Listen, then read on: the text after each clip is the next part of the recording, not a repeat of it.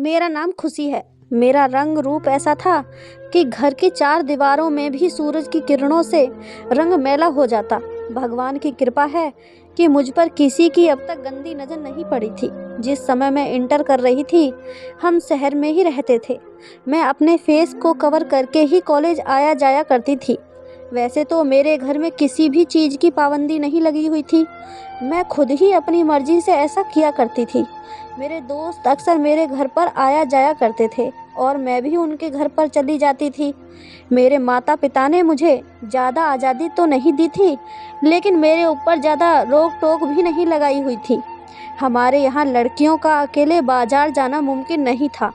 मेरे पिताजी जॉब किया करते थे और मेरी माँ घर में बच्चों को ट्यूशन पढ़ाया करती थी। क्योंकि हम छोटे शहर में रहते थे, इसलिए हमारे शहर में कोई गर्ल्स कॉलेज नहीं था।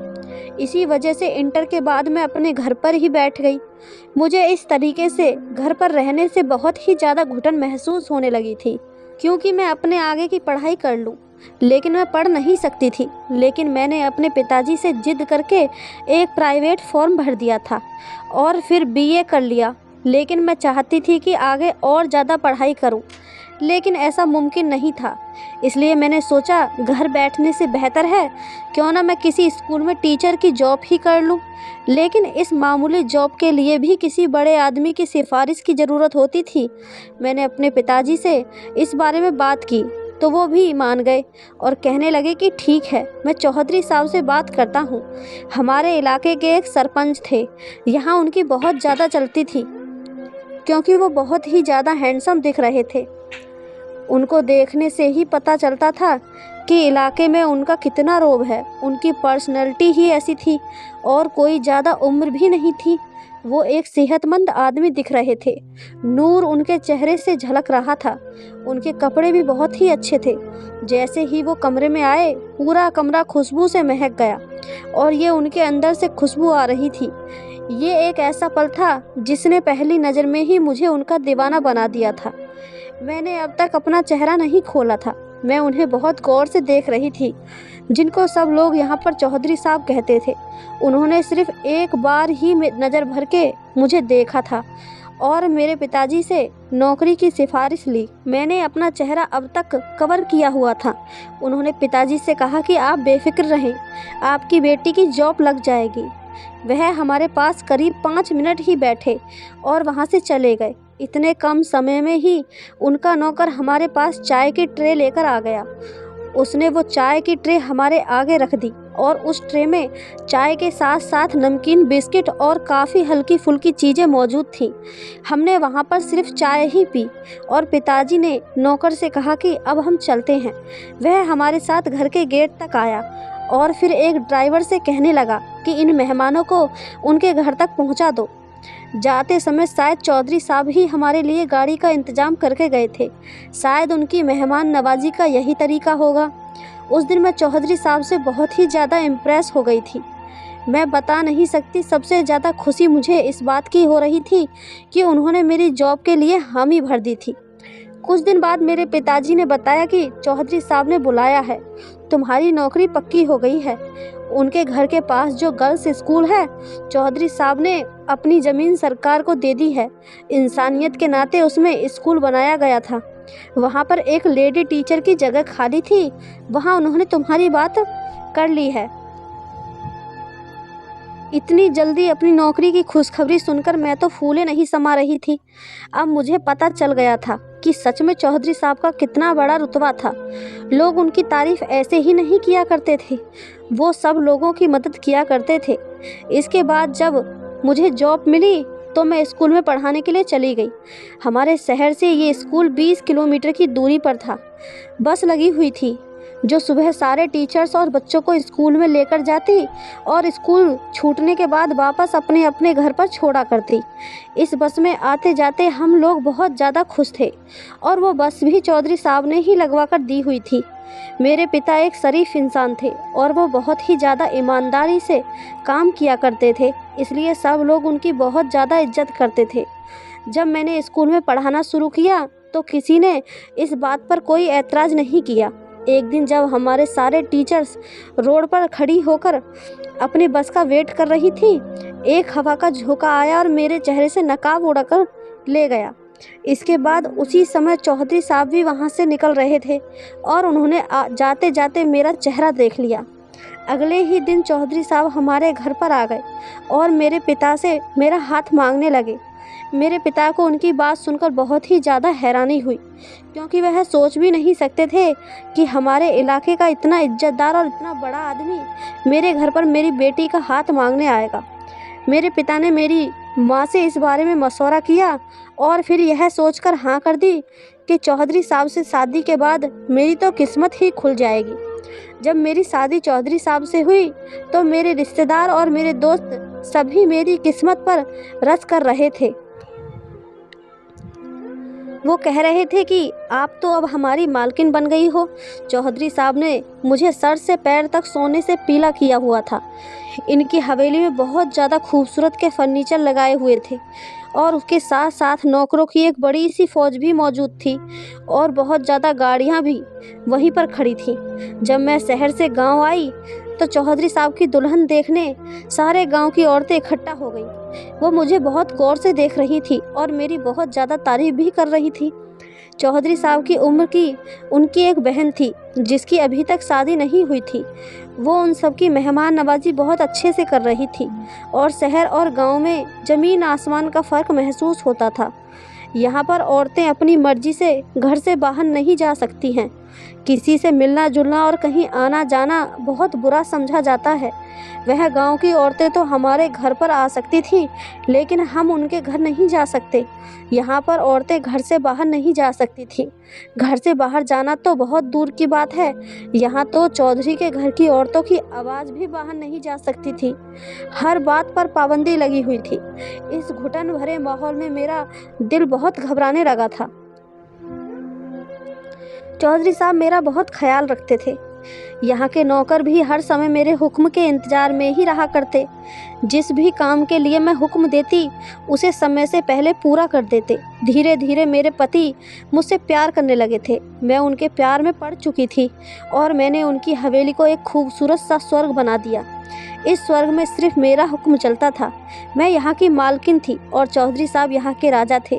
उनकी इतनी ज़्यादा मोहब्बत ने मेरे सोए हुए अरमानों को जगा दिया। मैं पूरी तरह उनकी हो चुकी थी। अब मैं उनके बिना और वो मेरे बिना जीने का सोच भी नहीं सकते थे। चौधरी साहब मुझे अच्छी अच्छी जगह पर घुमाया फिराया करते थे। वो मुझे दूसरे शहर भी घुमाने लेकर जाया करते थे। मेरी हर चीज़ का ख्याल रखते। लेकिन इस गांव की पाबंदियां बहुत ही बड़ी थी, बहुत ज़्यादा थी। यहाँ तक कि हमारे घर पर शहर से मेरे कोई दोस्त भी मिलने नहीं आ सकते थे। अजनबियों की तरह मेरे मायके वाले भी डरे डरे रहते थे। बस थोड़ी देर के लिए मुझसे मिलने आते और जब मैं कहती कि मुझे अपने माता पिता से मिलने जाना है तो 6 महीने के बाद चौधरी साहब गाड़ी खुद चलाकर वहाँ पर मुझे ले जाते। मैं अपने माता पिता के घर कुछ ही देर बैठती और वापस आ जाती। जब मेरी छोटी बहन की शादी थी तो मुझे मेरे माता पिता के घर पर सिर्फ एक ही दिन रहने की इजाज़त मिली थी। मुझे ऐसा लगता था जैसे मैं यहाँ कोई कैदी हूँ और जैसे ही मुझे मौका मिलेगा मैं यहाँ से भाग जाऊँगी। इन लोगों को शायद यही बात का डर रहता होगा। अब मेरी ज़िंदगी पाबंदियों से भर गई थी, लेकिन मैं ये पाबंदियाँ सिर्फ इस वजह से बर्दाश्त कर रही थी कि चौधरी साहब मुझसे बहुत ही ज़्यादा मोहब्बत किया करते थे और मैं भी उनसे मोहब्बत करने लगी थी। अगर मुझे उनकी मोहब्बत का एहसास ना होता तो शायद 2-3 दिन के बाद ही मैं इस तहखाने से फ़रार हो जाती, क्योंकि यहाँ एक दिन भी गुजारना बहुत ज़्यादा मुश्किल था। शादी के 3 साल बाद भगवान ने हमें संतान की खुशी दिखाई। हमारे यहाँ एक बेटा और एक बेटी पैदा हुई और मैं अपने बच्चों की परवरिश में लग गई। कुछ साल बाद जब मेरी दूसरी बेटी हुई तो चौधरी साहब कुछ अलग अलग से रहने लगे और ज़्यादातर समय अब बाहर ही बिताने लगे। मैं यह सब कुछ नोटिस कर रही थी, लेकिन मैं खामोश रही, क्योंकि अब मुझे बच्चे बहुत ज़्यादा परेशान कर रहे थे और मैं हर समय उन्हीं में लगी रहती। धीरे धीरे मुझे एहसास होने लगा कि जैसे मैं अकेली हो रही हूँ और एक नौकर और एक मालकिन का रिश्ता हम दोनों के बीच में रह गया है और अब वह मुझसे इतनी दूरी बना रहे थे कि मैं उनको किसी बात के लिए बोल भी नहीं सकती थी। क्योंकि वो अपनी मर्जी के मालिक बन चुके थे, जबकि मैं मजबूर थी। मैं उनके स्वार्थ का एहसास कर पा रही थी। मैंने एक नौकर से मिलना तय किया और उनके आगे हाथ जोड़ दिए। तब उसने मेरे बच्चों पर तरस खाकर मुझे बता दिया कि चौधरी साहब शहर में कम उम्र लड़की के साथ इश्क लड़ा रहे हैं। उसको लेकर बाहर दूसरे शहर में जाते हैं और उसे बहुत ज़्यादा शॉपिंग करवाते रहते हैं और उस पर ज़्यादा पैसा भी खर्च करते हैं। अगर कोई बात दिल को लग जाए तो फिर चैन नहीं आता है। एक दिन मैंने चौधरी साहब से पूछ ही लिया कि सुना है आप दूसरी शादी करने वाले हैं। उन्होंने जवाब दिया कि तुम अपनी जगह पर अपने घर पर रहो और अपने बच्चों को संभालती रहो। मेरी ज़िंदगी में दखल देने की कोई ज़रूरत नहीं है। मैं घर के बाहर हज़ारों काम करता हूँ। औरतों को इस बात का हक नहीं है कि वह मर्दों के बाहर की ज़िंदगी में दखल अंदाजी करे। अगर तुम्हें मेरी पत्नी बनकर इस घर में रहना है तो आज के बाद इस बात को अपनी ज़ुबान पर मत लाना। ये कहकर वह वहाँ से चले गए और 5 दिन तक घर वापस नहीं आए। और अब तो हद ही हो गई थी, क्योंकि वह अपनी दूसरी शादी की तैयारी कर रहे थे और मैं उनसे कुछ भी नहीं कह सकती थी। मैं अपने कमरे में छुप छुप कर रोती रहती, लेकिन आखिर कब तक मैं ऐसे घुट घुट कर जीती रहती। एक दिन मैंने हिम्मत करके कह दिया, चौधरी साहब, अगर मैं आपके दिल से उतर गई हूँ तो मुझे मेरे पिता के घर छोड़कर आ जाइए। फिर आप दूसरी शादी कर लेना। मैं आपसे कोई भी शिकायत और शिकवा नहीं करूँगी। उन्होंने खामोशी से मेरी बात सुन ली, मगर मेरी बात का कोई भी जवाब नहीं दिया। कुछ दिन बाद वो मेरे पास आए और मुझसे कहने लगे कि खुशी, तुम आजकल बहुत ज़्यादा उदास और परेशान रहने लगी हो। चलो तुम्हें कहीं घुमाकर लेकर आता हूँ। चलो गाड़ी में शहर के चक्कर लगा कर आते हैं। उन्होंने काफ़ी दिन बाद घर से बाहर लेकर जाने को कहा था तो मैं खुश हो गई और ये सोचने लगी कि चलो इस घुटन भरी ज़िंदगी से थोड़ी देर के लिए राहत तो मिल जाएगी, मेरी जान को छुटकारा तो मिलेगा। मैं जल्दी से बच्चों को नहलाकर तैयार करके फिर खुद भी तैयार हो गई और हम लोग शहर आ गए। जब हम मेरे पिता के घर के पास आए तो चौधरी साहब कहने लगे कि तुम्हें अपने माता पिता से मिले हुए काफ़ी दिन हो गए हैं। गाड़ी उन्होंने मेरे पिता के दरवाजे पर रोक दी और कहने लगे कि तुम जाकर अपने माता पिता से मिल लो, तब तक मैं अपने बच्चों को पार्क में घुमाकर लाता हूँ। तब मैं उनकी चालाकी नहीं समझ पाई थी और अपने माता पिता से मिलने की खुशी में मैंने जल्दी से कार का दरवाज़ा खोला और अपने घर के अंदर चली गई। सुबह से दोपहर और दोपहर से शाम हो गई, लेकिन चौधरी साहब मुझे वापस लेने के लिए नहीं आए। मेरा सबसे बड़ा बेटा 8 साल का था और दोनों बेटियां छोटी थी। मैं अपने बच्चों की याद में बहुत ज़्यादा तड़पने लगी और रो रो कर मैंने अपना बुरा हाल बना लिया था। जैसे जैसे समय बीतता जा रहा था मेरी हालत ख़राब होती जा रही थी। मेरे माता पिता मुझे तसल्ली देते और मुझसे कहते कि अभी बच्चे छोटे हैं, उन्हें लेकर वह कहाँ जाएगा। तुम देखना, एक दिन खुद आकर तुम्हें ज़रूर लेकर जाएगा। तुम सब्र करो। लेकिन कोई माँ अपने बच्चों के लिए कैसे सब्र कर सकती है? वो एक पल भी अपने बच्चों से दूर कैसे रह सकती है? एक दिन जब मेरे पिताजी गाँव गए हुए थे तो उन्हें पता चला कि चौधरी साहब अपनी दूसरी शादी कर रहे हैं। मेरे पिताजी समझ गए थे कि उन्होंने मुझे घर से इसी वजह से निकाल दिया था ताकि मेरे रोने धोने से उनके रंग में भंग न पड़ जाए। मेरे पिताजी ने मुझसे कुछ भी नहीं छुपाया और मुझे बता दिया कि चौधरी साहब तुमसे छुपकर दूसरी शादी कर रहे हैं और तुम्हारे बच्चे उनकी बहन के पास हैं। जब उसका अपनी शादी से दिल भर जाएगा फिर वो तुम्हें आकर खुद ही ले जाएगा। अगर तुम चुप रहोगी तो वह तुम्हें अपने साथ लेकर जाएगा और अगर तुमने उसको रोकने की कोशिश की तो वह जो चाहे फैसला कर लेगा। मैंने भी अपने दिल में ठान ली थी कि मैं अब खामोश नहीं रहूँगी। मैं अपने हक के लिए ज़रूर लड़ूंगी, क्योंकि मैं इस गांव की घुटन भरी ज़िंदगी को उसकी मोहब्बत की वजह से ही बर्दाश्त कर रही थी। मगर अब जब हम दोनों के बीच में मोहब्बत ही नहीं रही थी तो वहाँ रहने का क्या फ़ायदा था। मेरे 2 महीने बहुत ही मुश्किल से गुजरे थे। एक दिन चौधरी साहब हमारे घर पर आए, लेकिन वो अपने बच्चों को साथ लेकर नहीं आए थे। मैंने उनसे पूछा, बच्चे कहाँ पर हैं? क्या बच्चे आपके साथ नहीं आए? आप बच्चों को साथ लेकर क्यों नहीं आए हैं? तो वो मुझसे कहने लगे कि तुम बच्चों के पास चलना चाहती हो तो मैं तुम्हें लेने के लिए आया हूँ। मेरे दूसरे घर में दीदी के साथ हमारे बच्चे रह रहे हैं, तुम भी वहीं पर रहना। फिर मैंने उनसे कहा, क्यों, आपने हवेली में मेरी सौतन का सामान सजाया होगा? उन्होंने कहा, समझ लो ऐसा ही है। ये मेरी बहुत बड़ी बेइज्जती थी। एक मैं उनकी बीवी बनकर उनकी इज्जत का बहुत ज़्यादा ख्याल रख रही थी और उन्होंने दर्द भरे माहौल में मुझे छोड़ रखा था। अब मैं जी भी नहीं सकती थी क्योंकि मैं उनके 3 बच्चों की माँ थी। मैंने उनसे साफ-साफ कह दिया कि जो मेरा घर है मैं वहीं पर रहूँगी जहाँ मैं पहले रहती थी और बच्चे भी मेरे साथ वहीं पर रहेंगे। वरना तो उन्होंने मुझसे कहा, वरना क्या? क्या करोगी तुम? मैंने कह दिया कि वरना मैं आपके साथ नहीं जाऊँगी। बस मेरे बच्चे आप मुझे यहाँ पर लाकर दे दीजिए। उन्होंने मुझसे कहा कि एक बार और सोच लो, ये बहुत बड़ा फैसला है। ऐसा ना हो कि तुम अपनी ज़िद की वजह से हम सबसे दूर हो जाओ।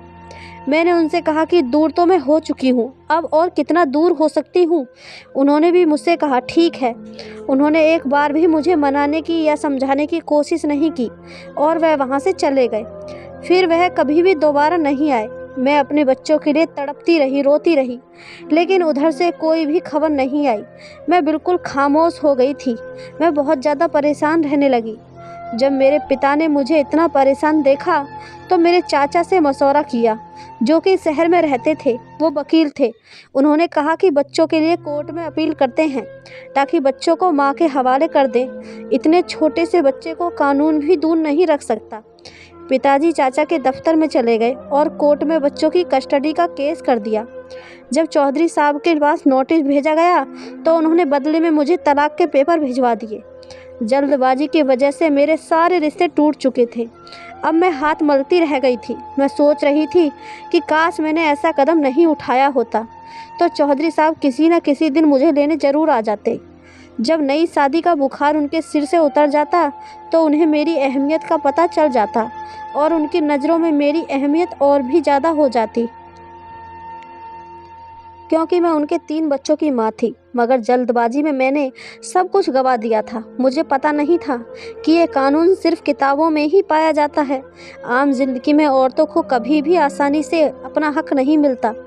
जब मुझे बच्चों की जुदाई में रह रहकर दौरे पड़ने लगे तो चाचा ने अदालत में चौधरी साहब पर बच्चों की कस्टडी मुझे मिल जाने का केस लगा दिया था। अभी केस चल ही रहा था कि एक दिन भगवान की मर्जी से मेरे पिताजी को हार्ट अटैक हुआ और वो इस दुनिया से चले गए। अब हमारा इस दुनिया में कोई भी सहारा नहीं था और केस हारने की सबसे बड़ी वजह ये बनी कि मेरा बेटा राहुल, जो कि अब 9 साल का हो गया था और मेरी सारी उम्मीदें उसी से जुड़ी हुई थी। उसकी भोली भाली सूरत मेरी खुशियों की वजह थी। मैं उसे कैसे भूल जाती। उस दिन मेरे ऊपर कयामत टूट पड़ी जब अदालत ने फैसला किया कि चौधरी साहब अपने बेटे राहुल को रखने का ज़्यादा हकदार है।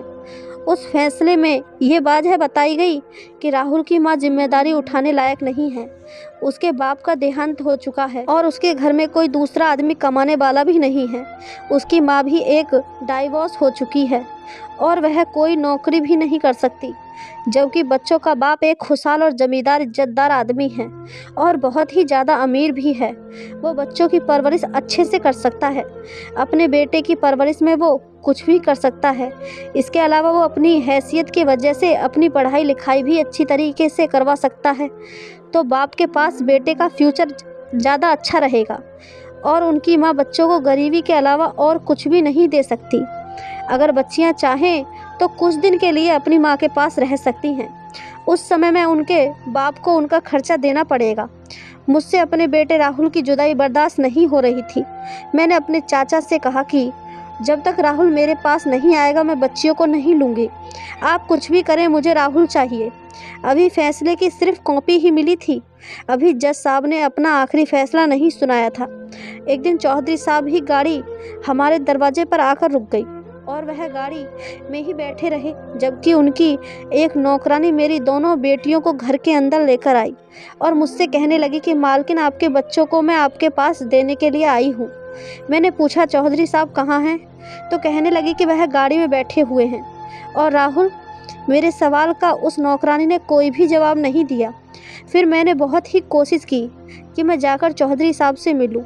फिर मैं भागती हुई चौधरी साहब के पास गई और उनसे कंधों को जोर जोर से हिलाकर बोली कि बताओ मेरा राहुल कहाँ है, उसे क्यों अपने साथ नहीं लेकर आए, जबकि अदालत के फैसले के अनुसार वो मेरे बेटे को मुझसे मिलने के लिए ला सकते हैं। मुझे रोता हुआ देखकर वो नौकरानी भी बहुत ही ज़्यादा रोने लगी। उसने कहा कि तुम्हारा बेटा राहुल अब इस दुनिया में नहीं है। चौधरी साहब का और उनकी बहन का उनकी जायदाद को लेकर झगड़ा हो रहा था। बहन अपने हिस्से की आधी जायदाद अपने छोटे भाई के नाम पर लिखवाना चाहती थी, लेकिन चौधरी साहब यह बंटवारा नहीं करना चाहते थे। इसी झगड़े की वजह से बच्चों को उनकी बुआ के घर पर नहीं छोड़ा गया और सौतेली माँ के पास रख दिया गया, लेकिन उनकी सौतेली माँ ने उनका ख्याल अच्छे से नहीं रखा। एक दिन राहुल को बहुत तेज बुखार आया था और छोटी मैडम ने उन्हें बुखार में नहला दिया। कहने लगी कि बुखार में नहलाने से बुखार उतर जाता है, लेकिन उस बुखार का क्या उतरना था, बुखार और ज़्यादा ही तेज हो गया। सर्दी से उस मासूम को निमोनिया हो गया। मैं रोने लगी और वहीं पर बेहोश हो गई। मेरी तो दुनिया ही उजड़ चुकी थी, मेरा सब कुछ खत्म हो चुका था। मेरी माँ ने उस नौकरानी को बाहर गाड़ी तक पहुँचाया और साहब दोनों बेटियों को हमारे पास छोड़कर चले गए थे। उसके बाद वह हमारे दरवाजे पर कभी भी नहीं आए, लेकिन उनकी बहन हर महीने हमसे मिलने ज़रूर आती थी। हमसे मिलने से उन्हें बहुत अच्छा लगता था। वो मेरे बच्चों से बहुत ज़्यादा मोहब्बत करती थी। उन्हीं की बहन से पता चला कि चौधरी साहब ने दूसरी पत्नी को भी तलाक दे दिया है, क्योंकि उसके तौर तरीके ख़ानदानी पत्नियों की तरह नहीं थे। वो बिल्कुल भी अच्छी नहीं थी। वह हमारे रीति रिवाज को नहीं मानती थी। मेरे बच्चों के साथ उसका बर्ताव बिल्कुल भी अच्छा नहीं था। वह उनका बिल्कुल भी ख्याल नहीं रखती थी। चौधरी साहब उनसे बहुत ही ज़्यादा नाराज़ रहने लगे थे और जब राहुल का देहांत हो गया तो उन्होंने उसका जिम्मेदार उसे ठहराया और दूसरी पत्नी को तलाक दे दिया। अब उन्हें पछतावा होता है कि उन्होंने जो कुछ भी तुम्हारे साथ किया वो बहुत ही ज़्यादा गलत किया। तुम्हें घर से निकाला और तुम्हें तुम्हारे बच्चों से भी दूर किया। शायद ये सब उसी की वजह से हुआ है। मैं बदनसीब अपने भगवान के सामने रोती रही कि आखिर मेरा क्या कसूर था कि मैं अपने बेटे को आखिरी बार नहीं देख सकी। इन सब के बाद मैं क्या कर सकती थी। और 2 साल के बाद चौधरी साहब ने तीसरी शादी भी कर ली। ये औरत उनके ख़ानदान में किसी के दूर के ख़ानदान की थी। लोग उनकी बहुत ही ज़्यादा तारीफ़ करते थे। चौधरी साहब की तीसरी पत्नी असल में वही औरत थी जो उनके लिए बनी हुई है, और वो मुँह में ज़ुबान लेकर ही नहीं आई थी और दिल की बहुत ही ज़्यादा अच्छी थी। वो सबसे बहुत ज़्यादा घुल मिलकर रहा करती थी। भगवान ऐसी पत्नी हर ज़रूरतमंद को दे। मैं अपनी बेटियों को 13 साल की उम्र तक ही मेरे पास रख पाई थी और फिर चौधरी साहब उनको अपने साथ लेकर चले गए, क्योंकि वह कानून की तरफ से इतनी उम्र तक ही मेरे साथ रह सकती थी।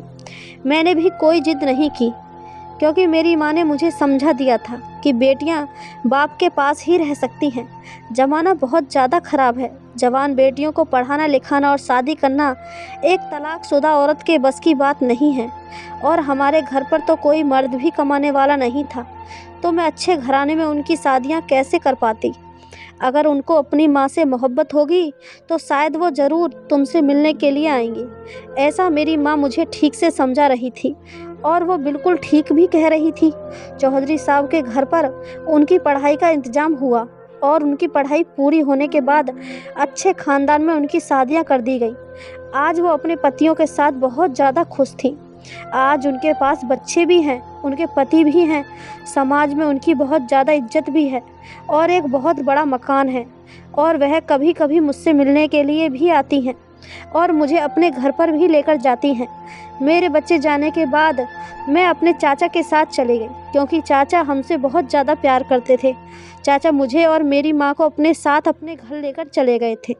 उन्होंने मेरी दूसरी शादी के लिए कई बार जतन किए थे, लेकिन मैं इनकार कर दिया करती थी, क्योंकि दूसरी शादी करने के बाद मैं अपनी बेटियों को नहीं खोना चाहती थी। अगर मैं दूसरी शादी कर लेती तो मेरी बेटियां मुझसे रिश्ता ख़त्म कर देती। वह मुझसे मिलने को तड़पती रहती और उनके पति उन्हें मुझसे मिलने नहीं दिया करते और न ही मुझे उनके घर जाने की इजाज़त होती। मैं अपनी बेटियों का रिश्ता अपनी खातिर नहीं ख़त्म कर सकती थी। मैंने उनकी खातिर अपनी ज़िंदगी की कुर्बानी दी हुई थी और मुझे इस कुर्बानी पर कोई भी दुख नहीं था। मेरी माँ के देहांत के बाद मेरी बेटी ने मुझे अकेला नहीं छोड़ा था, वो मुझे अपने घर पर लेकर चली गई। मेरी दोनों बेटियों के पति भी बहुत अच्छे थे और वो मेरी बहुत ज़्यादा इज्जत किया करते थे। दोनों की शादी एक ही घर में हुई थी ये दोनों देवरानी जिठानी थीं। उनके ससुराल वाले भी मेरी बहुत ज़्यादा इज्जत किया करते थे। उनके ससुर भी मेरी बहुत ज़्यादा इज्जत करते थे। उनकी पत्नी का देहांत बहुत पहले हो चुका था। मुझे अपनी बेटियों के पास आए हुए कुछ ही दिन हुए थे और उनके घर के माहौल में मैं अच्छे से ढल चुकी थी। मेरे दोनों दामाद भी बहुत अच्छे थे। उन्होंने मुझे अपनी माँ का दर्जा दिया हुआ था। अब हम सब उनके घर में एक साथ हंसी खुशी रह रहे हैं। मेरी बेटियों ने मेरी बहुत ज़्यादा खातिरदारी की थी। मेरे दामाद भी मुझे बहुत अच्छा समझते थे। उन्होंने मुझे सहारा दिया, ज़िंदगी की बहुत सारी खुशियाँ दी। इस आखिरी मोड़ पर वो लोग मेरे साथ खड़े थे। मैं भगवान का शुक्रिया अदा करती हूँ कि आज मेरी बेटियाँ मेरी आंखों के सामने हैं और वह बहुत ही ज़्यादा खुश हैं। मैंने अपनी ज़िंदगी में बहुत कुछ खोया है और बहुत सब्र किया है। भगवान ने मुझे उसका फल भी इतना ही अच्छा दिया है। चौधरी साहब का घर यहाँ से कुछ दूरी पर था, मगर वह कम ही बेटियों से मिलने आते थे। जब कभी अपनी बेटियों से मिलने आते थे तो बेटियों से मिलकर चले जाते और मैं भी अपने कमरे में चली जाती थी। मैं कभी भी उनके सामने नहीं आती थी। मैं नहीं चाहती थी कि मेरा और उनका आमना सामना कभी भी हो। उम्र के इस आखिरी हिस्से में भगवान ने मुझे इतना ज़्यादा खुश रखा था और इस वजह से मैं हर समय भगवान के आगे हाथ जोड़ती रहती थी और उसका शुक्रिया अदा करती रहती थी। दोस्तों, उम्मीद करती हूँ कि आपको हमारी ये कहानी पसंद आई होगी। कहानी पसंद आई हो तो वीडियो को लाइक करें, कमेंट करें, शेयर करें और चैनल को सब्सक्राइब करें। धन्यवाद दोस्तों।